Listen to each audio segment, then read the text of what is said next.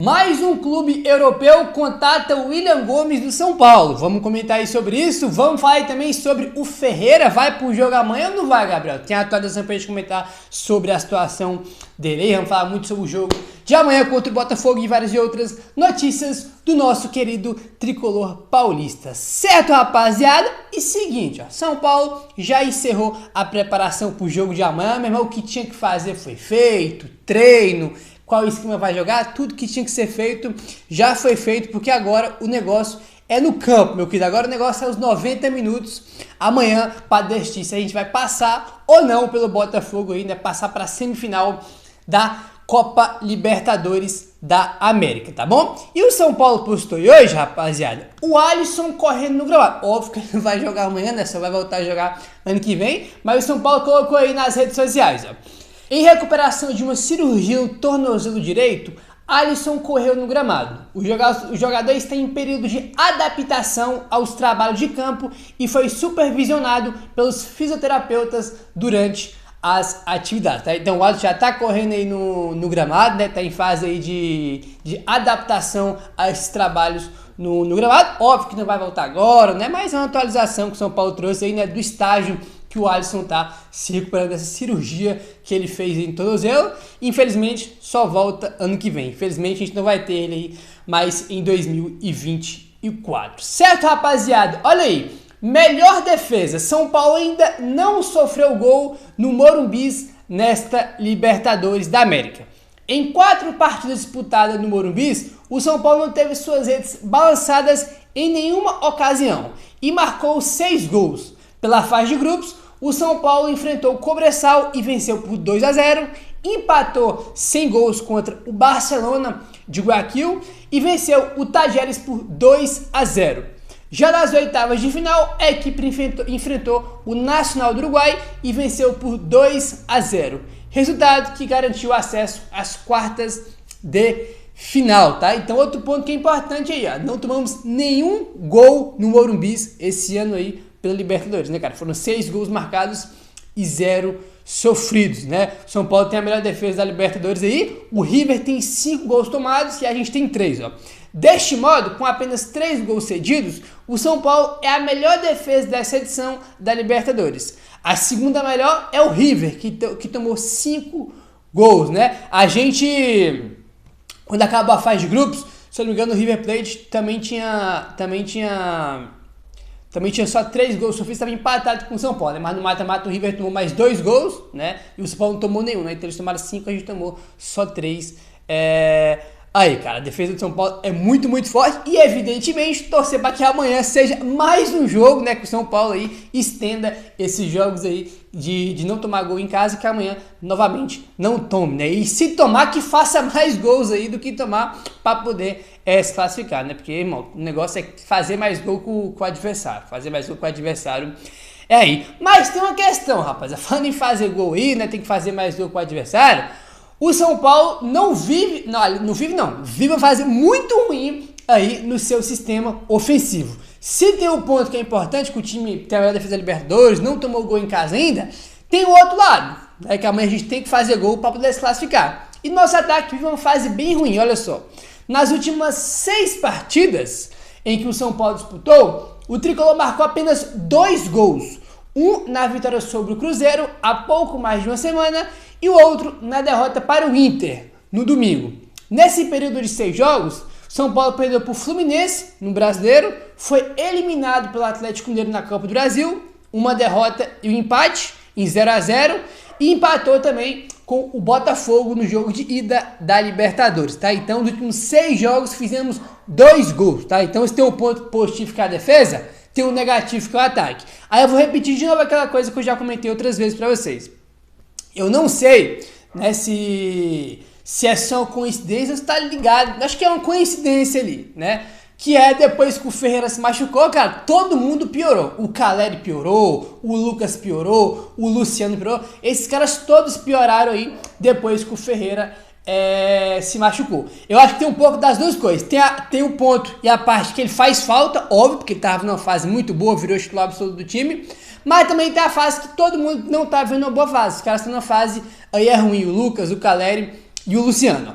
E sem o Ferreirinha que se machucou e não entra em campo há 8 jogos, Zubeldia tem dado informações que incluíram a entrada de Wellington Rato e mais recentemente de William Gomes na equipe, cara. Assim, amanhã, velho, é torcer pro ataque do São Paulo, tá? E um bom dia, porque eu vou repetir o que eu falei pra vocês já. A gente teve 2 jogos contra o Galo que a gente acabou sendo eliminado na Copa do Brasil e já tivemos a ida contra o Botafogo.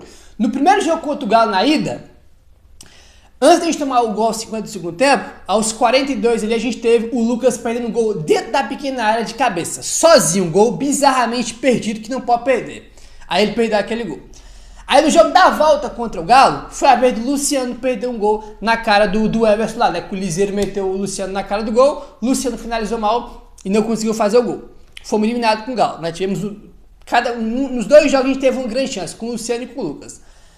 No primeiro jogo contra o Botafogo, aí, depois do massacre que a gente sofreu no primeiro tempo, no segundo tempo o São Paulo melhorou, jogou bem e o Caleri teve uma chance, irmão, espetacular, aquela chance que todo centroavante sonha em ter durante o jogo. Ele teve. O Michel Araújo mandou a bola para a área e ele estava sozinho, acabou que ele chapou a bola para fora, né? Ou pegou de canela ali, enfim, e mandou para fora. Então, nos últimos 3 jogos de mata-mata, 2 contra o Galo e 1 contra o Botafogo, os nossos 3 melhores jogadores tiveram chances claras de fazer gol. E nenhum fez. E evidentemente que comprometeu na classificação contra o Atlético Mineiro. Né? Porque se o Lucas mete aquele gol de cabeça 1x0, pô, é outra parada. Pô, 1x0 pra nós é outra coisa. Né? E amanhã, cara, assim, se não fazer os gols nas oportunidades que tiver, não vai passar. A não ser que você não tome gol, né? Porque se você não fizer e não tomar, vai pros pênaltis e decide nos pênaltis. Mas o São Paulo não pode, cara, mais uma vez perder os gols que tá perdendo se quiser se classificar. Se perder, cara, o Botafogo vai criar chance, vai ter a oportunidade de fazer gol, mas a gente também vai ter. Aí que vai aquela questão, nós vai fazer os gols? Nosso time vai fazer os gols? Tem que fazer, cara. Não pode se dar luz de perder tanta oportunidade. É jogo de detalhe, velho. Um golzinho ali, irmão, é uma classificação. Um golzinho, ele pode mudar o cenário do jogo. Entendeu? Mas se a gente toma um gol no começo do jogo, como é que o São Paulo vai reagir? Se a gente faz 1x0, pô, com 10 minutos de jogo, como é que o Botafogo vai reagir? Como é que vai ficar o estádio? Entendeu? Um lance ali, irmão, pode determinar a classificação. Então é torcer para os jogadores do São Paulo estarem bem amanhã e acertar o raio do gol que não vem acertando nos últimos jogos. Falando sobre o Lucas, que foi um dos que perdeu chance clara nos últimos jogos de mata-mata contra o Galo, ele deu entrevista hoje aí pro Eduardo Afonso na ESPN e ele falou aí sobre esse confronto, né, e a dificuldade de enfrentar o Botafogo. Ele falou o seguinte, abre aspas: poder jogar as quartas de finais decidido em casa é uma sensação especial. É o jogo do ano pra gente. É uma grande decisão. Vou me preparar junto com os meus companheiros para a gente fazer um bom jogo e sair comemorando na quarta-feira. É verdade que o primeiro tempo da semana passada foi muito difícil pra gente. Eles poderiam ter saído com um resultado positivo, mas a Libertadores é isso. É guerra, a gente tem que jogar para classificar. Não adianta jogar bonitinho para dar show. Tem que classificar, fecha aspas, e concordo plenamente. Assina embaixo com o que o Lucas falou, não tem esse negócio de jogar bem. Tá? Se jogar bem e classificar, maravilha, um espetáculo, coisa linda. Mas se só classificar, tá ótimo, cara. Jogo de Libertadores, eu quero ir pra semifinal, irmão. Entendeu? É espetáculo, dá show. Eu quero ir pra semifinal. Quero que o time seja competitivo, compita os 90 minutos contra o Botafogo e as oportunidades que tiver, faça o gol. Entendeu? Eu gosto de jogar bonito, dar show, dar espetáculo. Eu sempre gosto, a gente coloca o time joga bem, mas, irmão, amanhã eu quero classificar, não quero saber de jogar, tô nem aí, eu quero a classificação. Entendeu? Foi igual o jogo de ida lá no Newton Santos. São Paulo foi atropelado no primeiro tempo? Foi. Melhorou no segundo tempo e trouxe um bom resultado. Agora tem que buscar classificação em casa. Entendeu? Jogar bonitinho, irmão, deixa pra depois. Jogar bonitinho é Libertadores da América, é guerra. Entendeu? Aí, rapaziada, o que acontece? Olha só, o Lucas, ele falou aí sobre o gol, acabei de comentar pra vocês dos gols que o São Paulo perdeu nos últimos jogos, e o Lucas citou essa grande chance que o Caleri perdeu, né, na segunda etapa no Newton Santos. Ele falou o seguinte, abre aspas: a gente teve uma chance clara no segundo tempo, que teria mudado a história do confronto. Mas é difícil falar se o pior já passou, porque é difícil prever. A gente tem que ter outra postura do que tínhamos no primeiro tempo. E ser o São Paulo dentro de casa, como a gente tem sido nos grandes testes que tivemos. Contra o Flamengo, contra o próprio Botafogo, contra o Palmeiras, no Paulista e no Brasileiro. Nos testes que a gente teve, o time se comportou muito bem. Agora entender que é uma decisão pra gente e a competição mais desejada por todos, fecha aspas, para o Lucas. Nesses jogos o Vasco se comportou bem, né, contra o Flamengo, venceu o Flamengo jogando bem, empatou os 2 jogos com o Palmeiras, mas o time se comportou bem, a gente foi prejudicado pela arbitragem. Contra o Botafogo, o time se comportou bem e teve chance para fazer o 3-2, o 4-2 no primeiro turno do Brasileirão, né? Então a gente tem testes aí contra times fortes, que o São Paulo foi bem e esperamos que o São Paulo amanhã vá bem nesse confronto contra o time do Botafogo, certo? Falando no jogo contra o Botafogo, rapaz, tem essa questão aí do Ferreira, vai pro jogo, não vai, como é que tá a situação? Tem atualização aí do Globoesporte.com. Ferreira está cada vez mais perto de reforçar o São Paulo, mas a condição física do jogador ainda pode ser um entrave para sua presença no banco de reservas do Morumbi nesta quarta-feira contra o Botafogo. Ele não entra em campo há quase 40 dias, tá? Quase 40 dias, tem mais de um mês que ele não entra em campo. Nessa semana, o jogador integrou os treinos com o restante do elenco, mas ainda está muito atrás dos demais em relação à parte física. Na visão da comissão técnica, ele ainda precisa cumprir alguns protocolos com a preparação física para conseguir entregar uma boa minutagem nas partidas. A ideia é diminuir o risco de novas lesões.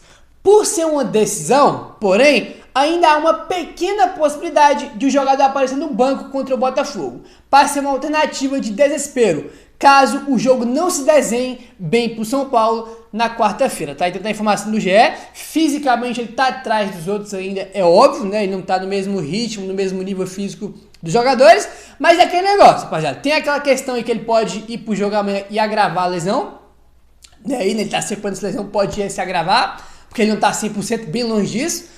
Mas por ser uma decisão, cara, São Paulo tá 1-0 Botafogo ali, segundo tempo. Ferreira, vai lá, irmão, tenta ajudar o time aí, pode ser que seja uma surpresa no segundo tempo, no desespero aí, caso o São Paulo esteja numa situação complicada, sendo eliminado, talvez ele possa entrar no segundo tempo. É pequena a possibilidade dele ir pro banco, mas existe por ser uma decisão, tá? Por ser uma decisão aí. Eu comentei com vocês sobre a questão de todo mundo do ataque ter piorado depois que o Ferreira saiu. Olha só, sem o Ferreira, o São Paulo disputou 8 jogos, com 3 vitórias, 2 empates e 3 derrotas. 45% de aproveitamento.